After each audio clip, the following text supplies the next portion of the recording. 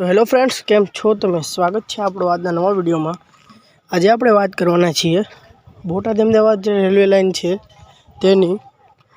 तो मित्रों, ए railway line में अत्यारे तमने खबर हो तो एक नवो प्रस्ताव चाली रह्यो छे, जेमां एक डेमो ट्रेन चालू करवानी छे। अने ते डेमो ट्रेन चालू करवा माटे तो मित्रों ए प्रस्ताव में अत्यारे तमने खबर हो तो प्रस्ताव चाली रह्यो छे नवो डेमो ट्रेननो बोटाद थी अमदावाद जे लोकल ट्रेननो प्रस्ताव चाली रह्यो छे।